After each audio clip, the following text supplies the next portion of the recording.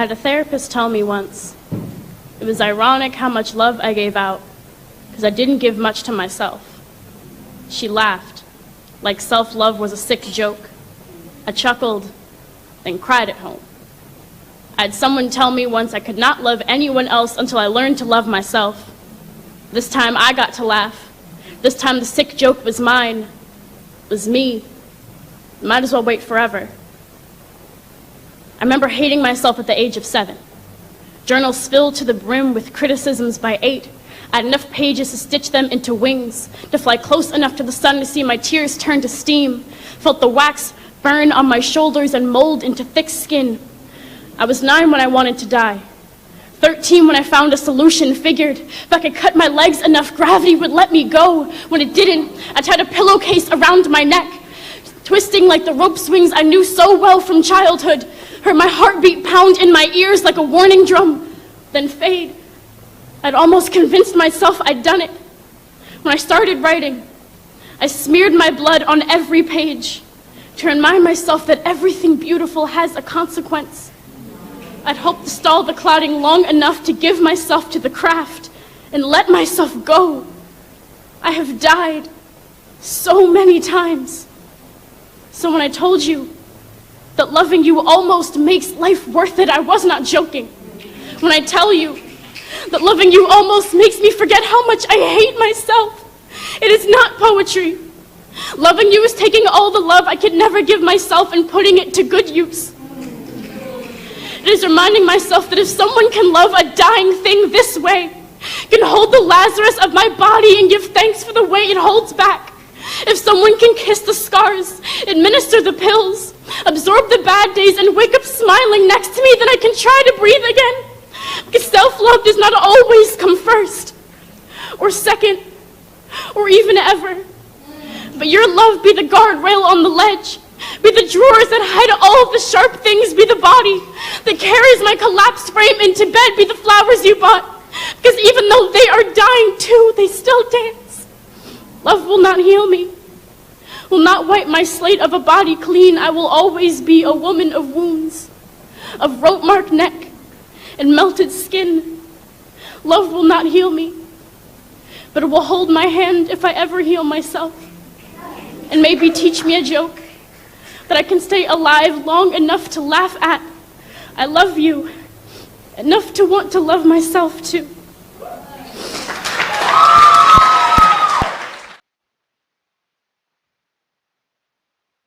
Good evening, good evening.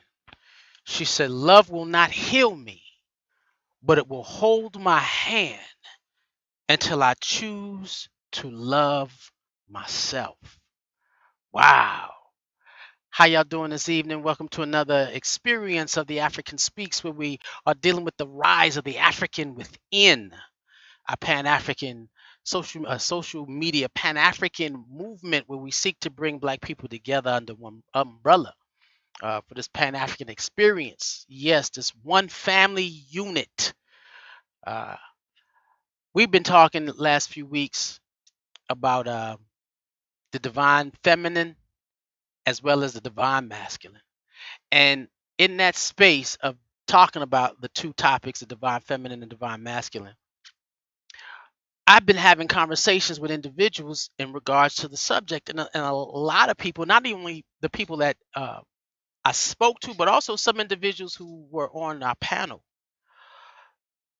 did not connect necessarily to the culture part of who we are.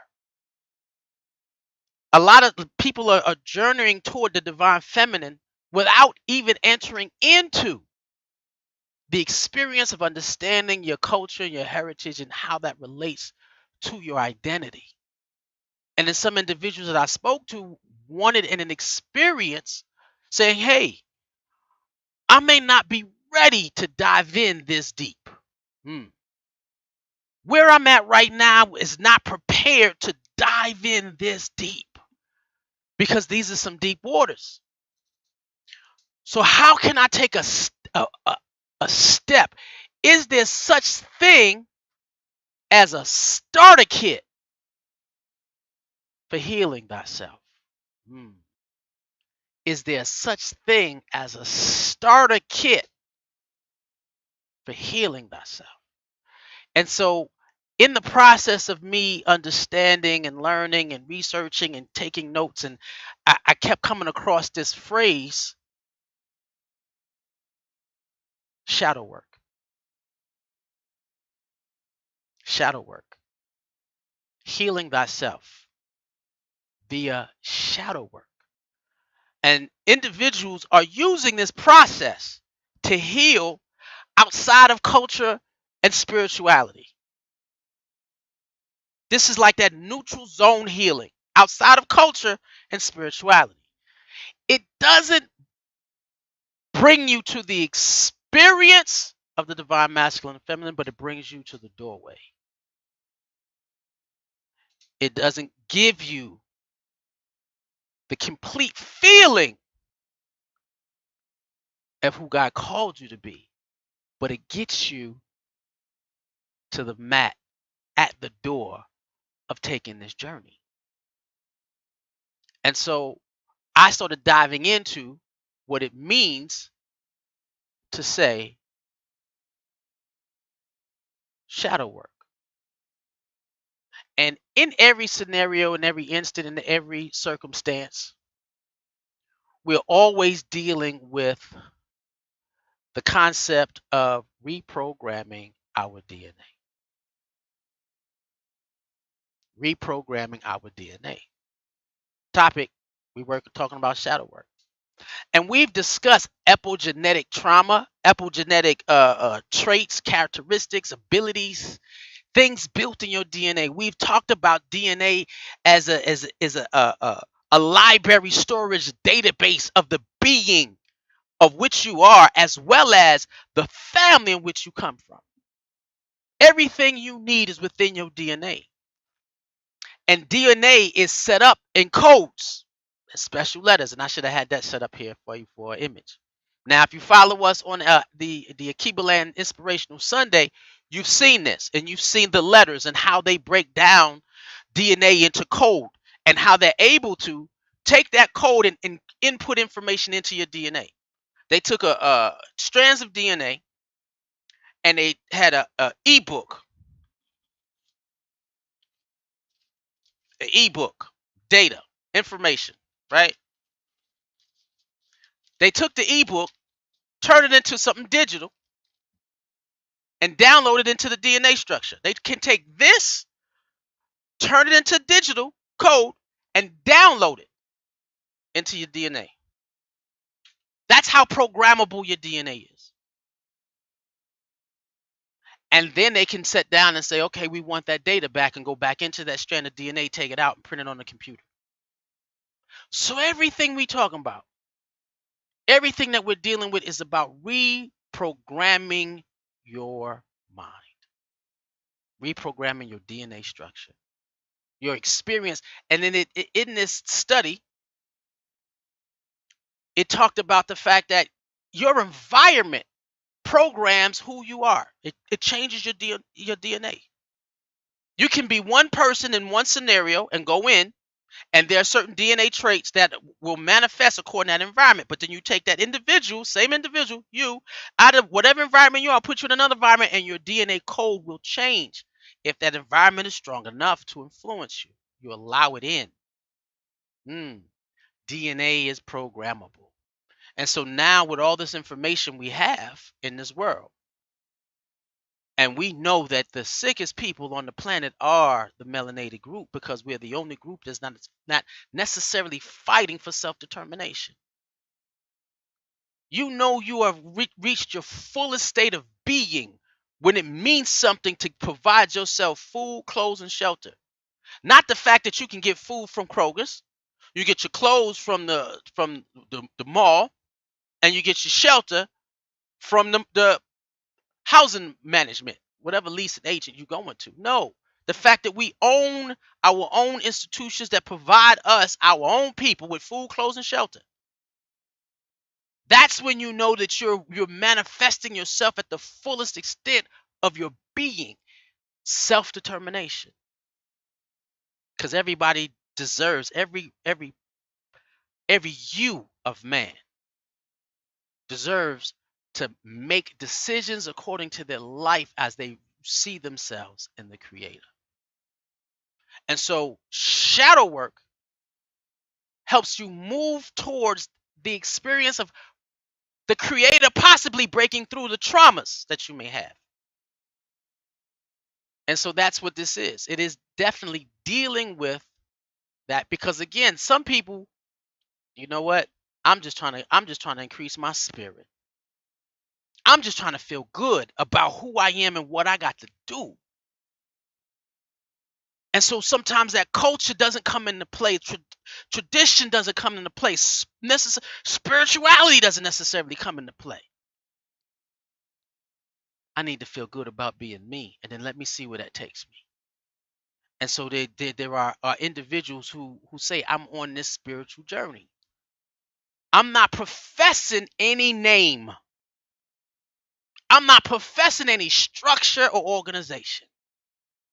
Right now, where I'm at, I got to look at myself where I'm at. And where I'm at is I just need to do some shadow work. I need to do some shadow work. Now, in anything that we do, it always depends on the mindset you focus in. So we're gonna start with this. Now, of course, if you're following us on the Keeperland Sundays, well, I break it down as simple as possible so our children can learn. And it's a beautiful thing to experience a Keeperland Sunday. Why? Because you can sit down and have these conversations with your kids. And trust me, it's deep enough for you to. But we're always dealing with the mindset and how you approach you. Not how you approach life, but how you approach you. The two mindsets. The fixed mindset, the one that you have walls, blocks, and you can't grow. People talk about limitless possibilities. You can't get there. You are limited in I can't do this. This won't work. I'm not good enough. This too hard. It's a fixed mindset that doesn't change. So it doesn't matter if you've been seeking help and I've been in spiritual classes where a brother just couldn't get anything. He couldn't get anything. His mind was so blocked, and he was making effort. He said, I'm coming to the class because I just want to see if it could help me. But then the spirit that he came, was it as strong as he needed it to be? Was it as open? Because a growth mindset means that, hey, let me try a different strategy. You know what I mean? And then while I'm in that strategy, let me really give it my best. And let me see what I can get out of it. Because there are never no losses. I don't know what you see when you see this. You be like that. People be like loser. I'd be like lesson. And so how are you approaching this? How do you approach the science of you? And it's funny because in my shadow work, I realized that how did I get to a growth mindset the majority of my life where I felt like there's nothing I can't do. I can do anything that I put my mind to. I grew up believing that. Because sometimes it's not the trauma. Sometimes it's not trauma because they say sometimes it's, they say you're dealing with trauma. No, not always. A lot of times we're dealing with the I am of who we are. The I am. When you're dealing with shadow work, you're dealing with the I am. And that is in its purest form. I am the two most powerful words in any language of humanity. I am. Because what comes after that phrase becomes your creation of you. And so, what mindset is your language? And we talked about the power of language. And you can tell what your shadow worker says about you in terms of this world of exploitation, this social media exploitation. We can see what fixed mindsets and how people I ams are dealing with their actions. So, in the process of understanding the phrase and the process of shadow work is the process of complete introspection. You are turning the mirror. You're not looking outward, you're looking inward. You're looking with inside yourself to figure out who you are, nothing around you. Shadow work turns your sights in. It begins to introduce your conscious mindset to your subconscious mindset. Your conscious mind and your subconscious mind. You know, your conscious mind are the things, frontal lobe, you can see everything, and I think you, your conscious mind. But you never know why you do certain things. It's because of what's unconscious. When people say, I'm scared, I'm scared of spiders. What happened to make you scared of spiders? Oh, I'll never be anything. Who gave you a sour I am? That is what drives you. I know for me, when I was asked, how did you get to the point where since the age of 7, you felt that you were invincible? For me, in terms of my shadow work, I realized that it happened when my father left. Now, some people, oh, you're traumatic, the issues of abandonment. No, I had the opposite. I had a charge where my father said, you are the man of the house and it's your responsibility to take care of your family. And I asked myself, well, what does it mean to be a man? Well, in my mind, man ain't scared of nothing. And of course, some of the things I thought of what meant to be a man was twisted. You don't show emotion, no cry, no love. It's hard. And sometimes I'm still hard on certain things. I had to introduce my conscious mind with my subconscious mind to figure out why are things in my life the way they are in terms of how I behave to them. And we'll get to that. But that's what this is. Because we all, if you don't know, the conscious mind, we only use, is 10% of who we are. Just a small fraction. Willpower, long memory, logical thinking, critical thinking. The subconscious mind is 90% of who we are.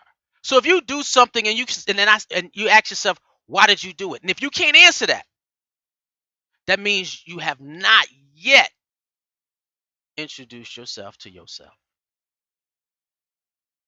Shadow work, the darker side of you, being introduced to the lighter side of you. Shadow work. Why? Because the reasons of who you are today is deeply buried in your subconscious. Because in that space, tapping into that, reprogramming your subconsciousness. Why? Because 95% of our behaviors come from our subconscious mind. Ain't that something? What you see about yourself every day of your life is only 5% of your conscious thoughts. You are more guided by the things that you can't see and don't know. If you've never done shadow work, you don't know. If you never introduced or turned inward, you really don't know where that 90%, 95% of your behaviors are coming from. What makes you that? There are two yous, the outer you and the inner you. The outer you and then we dealt with that, talking about the divine masculine, tapping into your inner child, finding that child and raising him up, catching him up to speed, strengthening him, fortifying the inner you. Now, again, this is all psychological awarenesses, right? These are processes that professionals use to do this. And in that space where professionals are being used to do this, You can either seek someone or live in a community, find a community that focuses on maintaining, sustaining, and helping you find you, introducing you to that person and bringing that person up to speed where you know why, and then you can make changes to that. The purpose of shadow work is finding peace within. Mm. Shadow work helps you find that inner peace because anything that took you off, set you off curb, get frantic, that comes from your subconsciousness. And I know when I was going through my state of shadow work within my community after I went, everybody goes crazy. Sometimes after a while, everybody taps into the things about them that they don't know, and then they function from it. Some of it is positive, and some of it you're positive and you're negative. And so understand, just because you're doing shadow work doesn't mean that you're always going to find something negative. Because I didn't see what my father did as negative. A lot of people did because they say he took away your child. I said, man, my childhood was fun as all outdoors, but I just was deeply responsible. But I had some fun and created some things. Why? Because I functioned from a open mindset, a growth mindset where, okay, look, what do I need to do? What do I need to do to fit this position? And I'm gonna do whatever it takes. Was I completely at peace? No. But I was definitely had a lot of high self-esteem, a lot of energy, a lot of drive, a lot of creativity. That's when, you don't, and if my brother always told me, he said, be careful. He said, because you're even open even more than you've ever been before. So be careful who you bring into your space. He said, because you're walking into your genius. You're walking in the phenomena of you. Don't let anybody mess that up. Maintain and sustain the shadow work. On top of seeking the divine masculine and the divine feminine within. This is that starter kit. And sometimes when you go in, a lot of people don't want to deal with the dark side of themselves. You sit down and you want to open that veil. You want to go behind that veil, because behind that veil are everything that makes you tick, positive and negative. And most of the time when we are doing shadow work, we're going, you see the positive, you're like, hey, but that negative is the work that comes in. So when you're doing work, you going in to do work, not to understand why I'm so happy, but understand why you may not be so compassionate. Why are you not giving is giving? Why are you hard? Why do you have a temper? Why do you have short patience? What is it about you that doesn't try to understand the people that are around you and how you interact with them?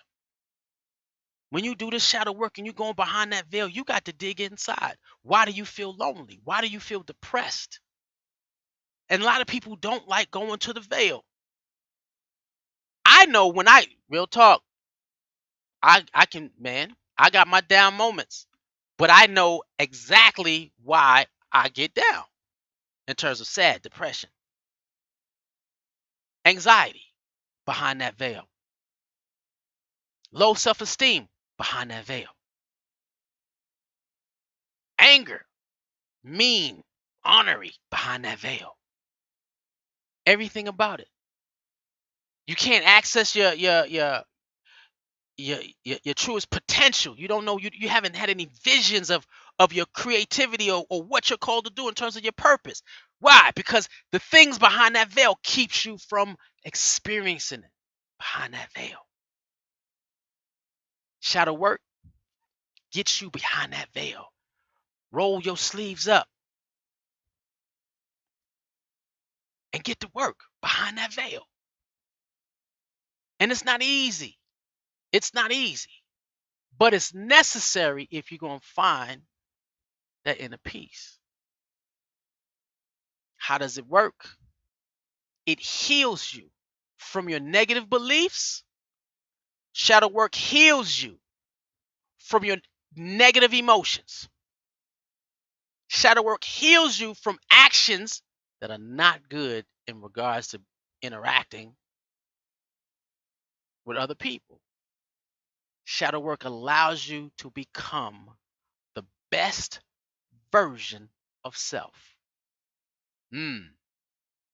We, our spiritual community, we said we're the best self theology. A lot of people got mad because they said the word self means it's individualistic. No, because if you're seeking your best self, it's how you relate to the world and other people. It's getting you outside yourself to be able to engage with the greater world around you when you get behind that veil. It can be scary going behind that veil. And when you're dipping in behind that veil, you are coming in contact with at least, and they say these are your mind has what is called archetypes, right? And again, I'm dipping in because I'm just my toe touching the water. This whole conversation is my toe touching the water. And I had a conversation with a friend before some time back, and they were amazed at how one phrase I build a whole thought processes off of a sentence. Because I said, let me dip my toe in the water. Let me see what this feel like before I dive in. And I'm gonna have to do some more deep diving in terms of shadow work, and I'm gonna add it to a lot of things that I do. Because it coincides with what happens when you're on that hunt for deeper spiritual awareness. But shadow work is a starter kit before spirituality kicks in. You can, because some people are doing shadow work are not deeply religious, spiritual. You feel me? They're not Afrocentric. They're not cultured. They're just looking for healing. And we dealt with, when we were talking about the divine feminine, we had sisters speak on their traumas and how womb healing healed their traumas to allow them to interact and function in the world more free. It had nothing to do with spirituality. It had nothing to do with African culture. It had nothing to do with God, the ancestors, or if depending on what African sect you down with, deities, your relationship. It had nothing to do with none of that. Let me deal with what's happening here. And it takes you back and it heals the child in you. And then maybe that child in you might contact that epigenetic issues, the ones that are in your DNA to the point where it's in your bloodline. But sister said, yeah, I didn't get that part. Some of them became Afrocentric because it was the doorway to it. Some of them didn't. But this is what it does, and it introduces you to 8 sides, a minimum of 8 versions of you. You like, what? 8 versions? Man, the mind is a powerful thing, and we don't ever tap into it. And so in this space now, there are in shadow work, there are so many ways and so many ways to define these things, right? And so I found the easiest way to explain it to you in terms of the 8 versions of you. You have your extrovert, which is the you on the outside, the you that everybody sees. As an extrovert, you have extroverted thinking. That's conscious thinking. This is extrovert. You have extroverted feelings. You have extroverted sensing. You have extroverted intuition. Extrovert. But then you have the thing that the you that is inside, that introverted thinking, the introverted feelings, the introverted sensing, and the introverted intuition. Now, in more of a clinical definition of these things, they said you have the self, and the self is that the personality or the psyche. It's you, right? It's your conscious awareness. Then you have the shadow. That's that dark and emotional aspect of your psyche. Then you have the amina, and that's like a parent. You have the aminas too, amina and a minus. And amina is that image of the idolized woman that draws people into their feminine side. It's that softer side of you. And a minus is that part of you that has the capacity to reflect on self-knowledge. The persona, that mask you wear when you see the world. I know that one well, because sometimes I used to, man, please, when I was going through it, and when I'm going through it, no one can tell.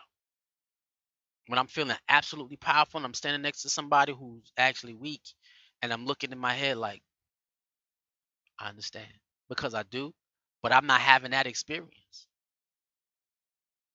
You have the hero, and that's that part of your psyche that can destroy anything negative, overcome evil, everything, destructive distractions. You just killing it. That's that what? Beast mode. I call it warrior mode. That hero in you is that warrior in you. Everybody has it. Then you have that old wise man, that personification of self that contains all your wisdom. When you're sitting down, it don't matter what level of thinking you're on. You can find the average person that'll give you a deep thought from their perspective. Everybody has an old wise man. Some people's wise man is more wiser than others. Then you have that trickster, a childish part of your psyche that needs gratification. You need to be, oh, yay, great. You need your likes, you need comments and shares on doing. And so you're out there exploiting yourself,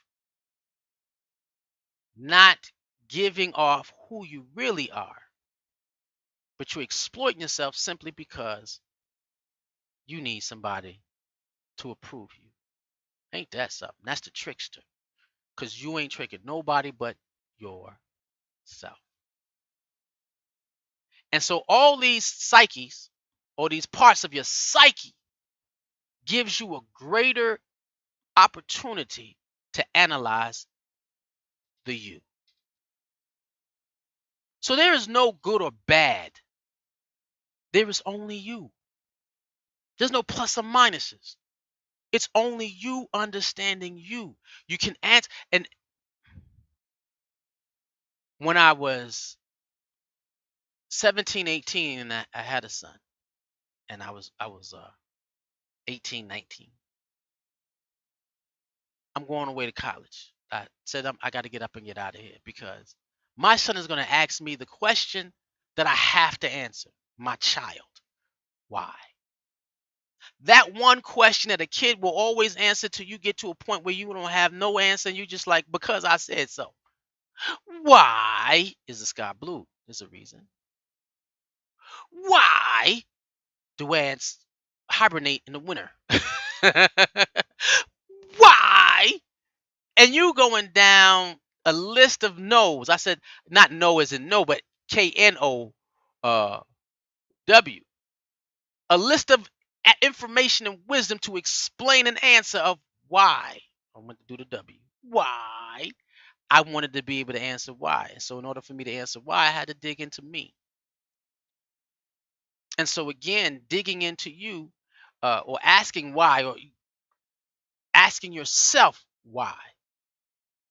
When you walk behind the veil, you get to understand the trauma that you've experienced and the time in which you experienced that trauma that created that behavior in you, that gave you an attitude that doesn't promote you becoming your greatest self. Anytime you're venturing behind the veil, you're going to come across trauma. And a lot of those conversations that we were dealing with in dealing with the divine feminine and divine masculine, some individuals were only dealing with the current state of trauma. And I had conversations with a sister where everything was based off of her current state of living trauma, not the epigenetic trauma. So she never really broke through the door of accessing her divine feminine, because she's still dealing with what is behind the veil of your living experience. Because get to divine masculine feminine, you got to go through epigenetic experience. Ain't that something? Sometimes dealing in shadow work don't always deal with post-traumatic slave syndrome.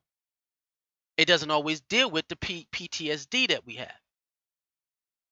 And sometimes when you're going through these problems and you're doing shadow work right here, sometimes you can get to it and sometimes you can't. It depends on who the teacher is, what community you're a part of. Deeply important. And sometimes, again, we said it's not always based on trauma. Sometimes it's based on how you are defining your I am, or how your I am was defined for you. And I can speak from my experience with my kid. Yeah, for the beginning part of your life, I'm going to tell you who you are. I'm going to tell you, you're a gifted black child. You're a child of God. You're on your way being to the daughter of the Most High. I'm only here to get you back to serve who actually created you. You're beautiful, you're smart, you're intelligent, you're gifted, talented, funny, charismatic. You're a genius. I'm giving you the I am. Now, some of us didn't have those I ams. Some of us have you stupid, you slow, you bad, you ugly. I had the you ugly. Wow, most people don't understand. I literally had the you ugly. And growing up with twin brothers and my mother dressing all us up like we dressed alike and everybody would always say, "Look at the twins, they so cute." And I'm standing right next to them. And I'm looking like waiting for my name to be said and no one said anything. So I didn't feel as cute as my twin brothers. And so I started feeling like I was ugly. And then all the jokes, because I'm the only one in my family with full lips. Everybody got a little thinner lips. And so my I am in the sixth grade, because I was also being plagued at that by that time, with my father's be the man. I said, well, I can't change what my face looks like. And this is when I was programmed myself. I can't change what my face looks like, so I'm always gonna be ugly. But one thing that I can control is my character and my personality. I can be vocal, I can be charismatic, I can use words, I can have expressions. You know what I'm saying? I can be cool, laid back. I could learn how to dress.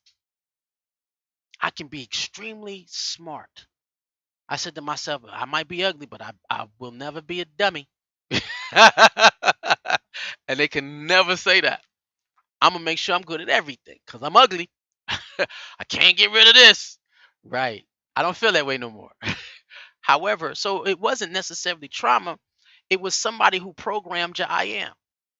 And at my daughter's her rites of passage in the house, we had a prayer ceremony, meditation, and I gave her you are, what she meant to me.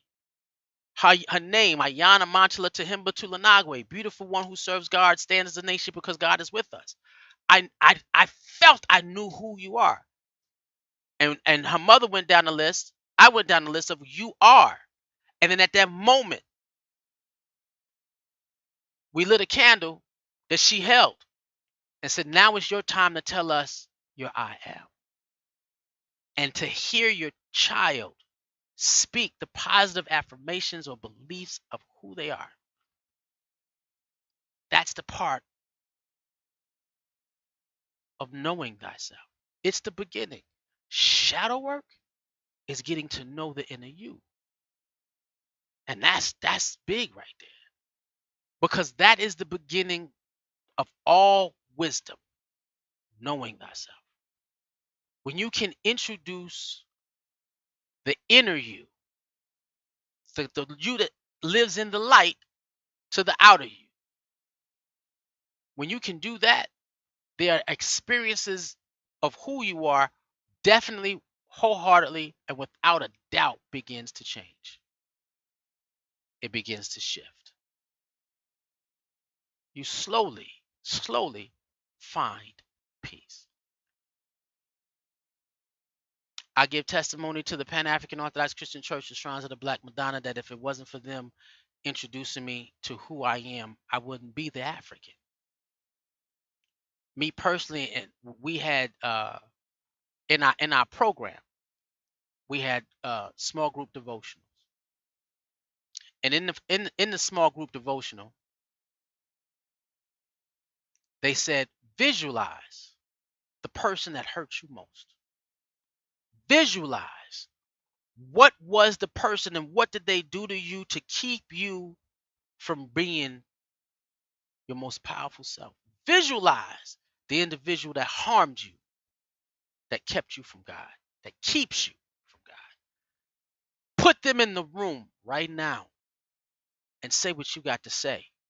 Experience that as though that they were here.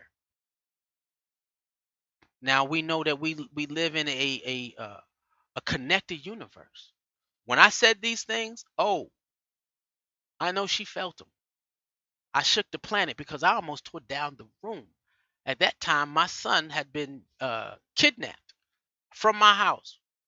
She pointed a gun at my grandmother, snatched my kid, and hightailed it to New York.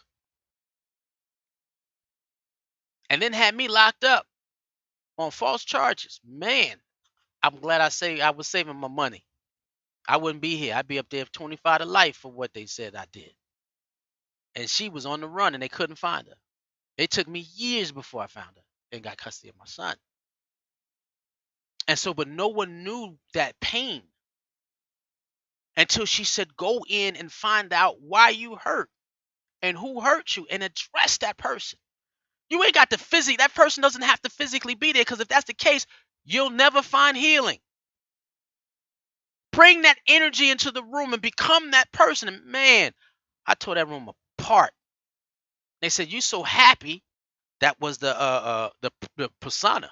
You so happy all the time, no one can tell you going through anything. Nope. Why? Because a man don't show his feelings. I ain't letting you know. You wouldn't know. Man, come on. What type of person hides the pain of their son being taken? Now, you know, my junior, he here in Atlanta. He ain't in New York. And, we do what we do. We're not as close as we should be because it took me years to find him, but we are father and son. And I'm at peace with myself, with everything I went to do to make that happen. Shadow work. The PAOCC was the best place I found that allowed me to get to the African in me.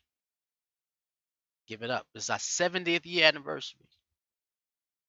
And so the beginning, small group devotionals. Now, can you do this by yourself? Absolutely. Absolutely. And some of the ways that you could do that is access your inner child. Go back and speak to the person and go through the phases of your life as far as you can remember. And everything that happened, allow that child to talk to you and talk back to that child. That's what happens in meditation sometimes when you're getting over certain things. Do the work. You have to put the work in to get to a greater you. And shadow work is one of them. Now, the benefits of shadow work helps you find your purpose in life. It's the beginning. The benefits of shadow work. You become more you have more courage in the face of the unknown. You're not scared. Oh, I don't know. I can't do that. I don't know what's going to happen. There's a God that exists in me. Well, this is before God. Because some people do this without a spiritual connection. This should lead you to a spiritual connection. It should lead you to a greater self. More confidence to be your true self. Because some people are getting scared. You know you're a genius. You're the smartest person in the room and you can't show it. What is that? You have feelings and deep feelings of love and you want to express it, but you can't do it. You want to dance, you want to sing, you artistic. Woo. One of the young brothers, I'm not going to say no names because I don't want to put nobody's business out there. He was doing a presentation for the church community and was doing African dance. It was the first time he saw that African dance, and everybody fell in love with his effort. And I asked him, my brother, what did you get out of that experience? And he said, I know I was born to dance. I may not be the greatest dancer, but it makes me feel alive. And anytime I can do this, I will. One love. Shadow work helps you develop a deeper love and acceptance and an understanding of you. Most people are overly extroverted because of you. Just loud and you don't even fit in certain places. Certain people don't even want to take you nowhere. And then some people are real quiet, won't say nothing, speak in whispers. But you get to accept who you are, and it's more comfortable sharing who you are, which is the next one: improved relationships with others. The minute you become comfortable with you, you'll be able to improve your relationship with others. I had a conversation with a friend of mine just yesterday, and she was at a conference, and they said, "Hey, you have to take Mr. Bill in doses, because you just can't take him. He's just overbearing." Yeah. But it improves your relationship with others, and we all have work to do in that. It increases your empathy and compassion. What would the world be like if everybody did shadow work? Just the basics. You have a better mental and psychological, and I'm gonna say physical health. Come on, we talk about mental illness, shadow work. A clear perception of the world, because you understand it. You're not hiding from it. You see it is for what it is. A lot of times we're dealing with this mental illnesses because our kids are tricksters. They're not kids. They're up here and they're trying to get gratification. And then if you ain't got no likes, comments, and shares from your peers, you feel worthless. You're not accepted. Uh, and what makes you feel have self-worth is all false. This is you loving you. Increased creativity. Man, we talk about the power of the imagination. When I tell you, when it hits you, we talk about these ancestral downloads, shadow work, and watch your creativity blow up. The awareness of toxic patterns you are repeating so you can change them. Shadow work helps you see your triggers. It helps you see your behavior. You ever see those people who just go off? Well, y'all, no, no, no, blah, blah, blah. What triggers you? No, not in this conversation. This situation triggered something in your childhood that makes you do that. What triggered? And I had a conversation with my father today, my stepdad today. And I told him, I said, do you understand that you triggered my brother from his traumas from you? Do you realize the toxic patterns that you caused, that they're from you? Can you just, hey, this is a toxic pattern. I've done this before. This didn't go over well. Let me try to figure out how to work this. I remember doing something in my life. I'm road rage. And I'm working on myself doing shadow work. And I had a counselor and I broke off. Now I'm doing my own shadow work because after a while I want to be able to know me. I have you helping me know me, but can I help me know me? And I'm driving in and I had an argument with somebody in the car and I said, why did I do that? At the end of the argument, yelling, are you really upset at him? Nope. I'm mad because my life was falling apart and I had no control over it. And me not having control of what was happening triggered no control. What he did triggered my lack of control, and I'm trying to get control, and it was your fault. No, it wasn't. I'm always in control of a car. I love driving. It's a part of who I am. But it wasn't that. It was a toxic pattern. And before I left, my counselor at the time, this is years ago, Before I started working on the journey of becoming an African, I was just a J at the time. Boy genius. I wasn't that smart. When things fell apart, she said, "You're learning your triggers." She said, "You're answering the hard questions." That's good. It helps you find the root cause of your problems and your traumas. Shadow work. And it's important. When you're using shadow work and you're trying to get from wherever you are to exactly where you need to be. And with something, sometimes you sit by yourself. And again, if you want to start with yourself. Now, real talk, I'll do this right now. If anybody need help shadow work, call me. Y'all know me. Reach out. Hit me up. We can put a group together. I'm not just talking. I'm offering my time and my energy. Whatever you need. We have group leaders in our church where our group leader is supposed to be leading the experience of the shadow work. And some of them do, and some of them just don't. To the point where you become your own. And I hope that anybody that hangs around me is led, any child that I'm has under my charge is led to the experience of doing their own work. And then once they do their work, they become better. And they help others do the work unconsciously sometimes. It's just what we do, being around people, giving love and helping individuals. Why are you, when somebody's angry, why are you mad? Ask the question. What? Cause. Yeah, but why did that make you do that? Why did you give the situation more control over you than you have over you? Because you can't control what other people do to you. You can only control how you receive it and how you process it. That doesn't mean you don't stick up and fight for yourself. No, but there's always a healthy way to stick up and fight for yourself, right? Y'all saw that. Y'all saw, if anybody saw that ad with the dude, the lady got arrested and a child for the shooting after he punched the lady in the face. It looked like at the Chinese restaurant or the barbecue joint. What made that brother do that? And I kept looking at that video and saying, what was in his life that caused him to do that?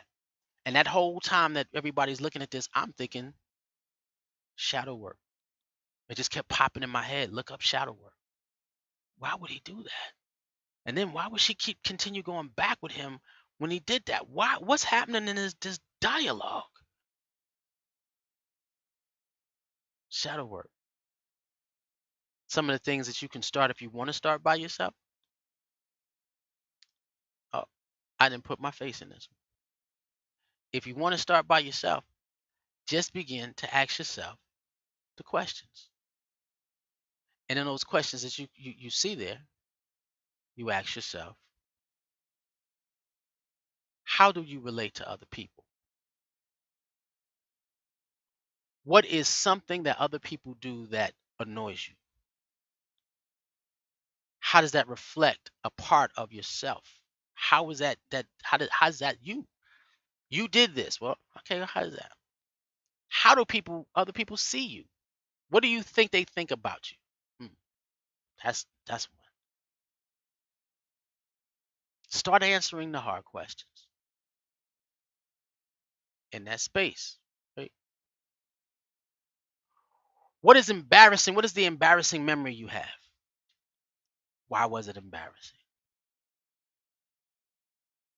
And I always play my embarrassment off. I'm not gonna tell my most embarrassing moment online, but nobody was there with me.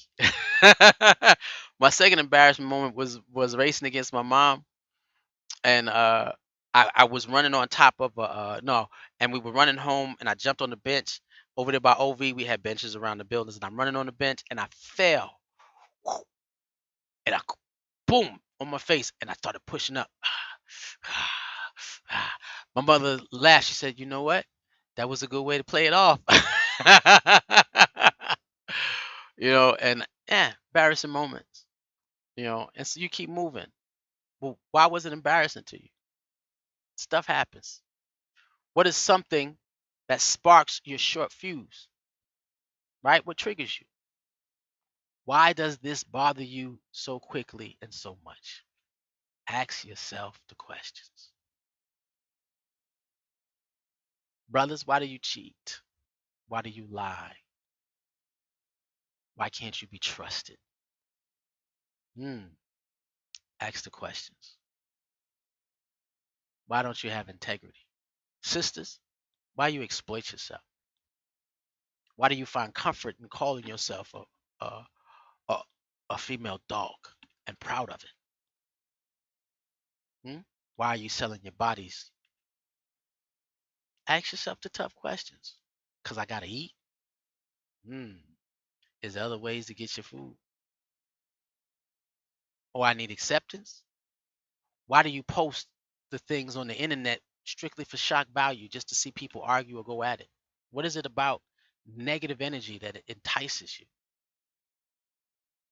Ask yourself the life questions. What is a promise you made to yourself that you've broken and continue to break? Wow. This is about the relationship with you and you. Why do you break these promises? There's one promise that I continue to break with myself. The promise that I continue to break with myself is becoming completely structured where I organize sleep, rest, and leisure time. And every time I say I'm going to do it, I never do. I'm always going. And if I'm not going, I'm upset that I'm not going. But being able to sleep, eat, and enjoy. I always say that. Why don't I? Because I don't feel useful to the world if I'm not busy. Ain't that something? I don't feel special to God, to my ancestors, and to my people if I'm not busy. That's my inner self talking to my outer self and said, you're going to be special regardless. I said, I feel like I got a purpose. Well, you can get to that purpose, but you need to be able to also sleep. You need to eat and you need to recharge. I don't need all as much as everybody else do, but I need to organize that. I need to set up a schedule so I can even become more productive while eating, sleeping, and recharging. Ask yourself the questions and find yourself at peace with life. For me, when I create DaAfrican speak, sometimes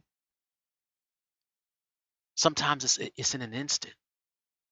It's in an instant, and I hear it, and my creativity flows, and I pull it all together, and it happens. So I don't even I don't pressure this. This is me flowing on a regular basis because I'm open to me. And anytime I hear people try to volunteer me something, I say I can't do what you tell me to do. Why? I can only do what I'm called to do. Now, if I feel emotionally and spiritually charged in this environment, yeah, I can do it. But I'm not living a life where you telling me to do something and I have to do what you tell me. Can't do that. Why? It's because in my life, that was when someone gave me the wrong I am. In my experience, I let you tell me what it meant to be IJ.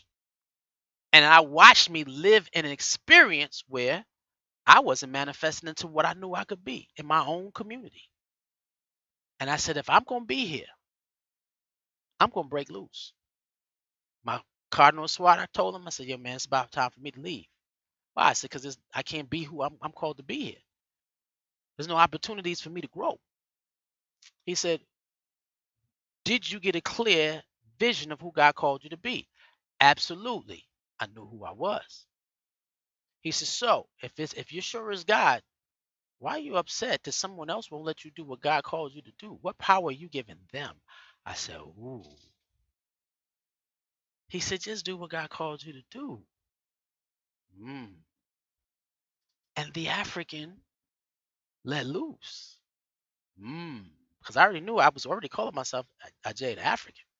I always doing things, and I knew I could even do more, but no window, no doorway, no opportunity in my own community. And he said, just be you. Ooh. Know thyself. Do the shadow work. Take time. And this is not, sometimes it's not God, even though it is all God. Everything is all God. Sometimes you ain't calling on your ancestors, even though your ancestors are still working with you. Sometimes you ain't add no culture to it. Now there's a part two to this that I'm not going to talk about, because you don't want to just do shadow work, because what that makes you is it makes you into a good slave. And I have a friend of mine, we always talking, and she gets mad when I'm able to see people as being healthy slaves. No, that's a good slave. No, that's not a man. He's a good slave. And there's a part two, and I said I'm not going to do the part two.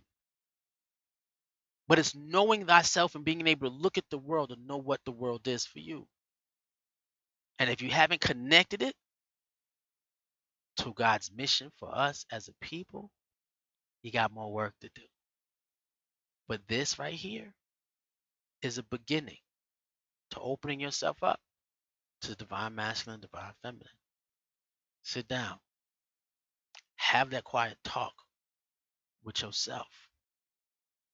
Get to know yourself and watch the African in you manifest into something greater, manifest into something wonderful. Watch the African in you change the world around you. And with that being said, one love.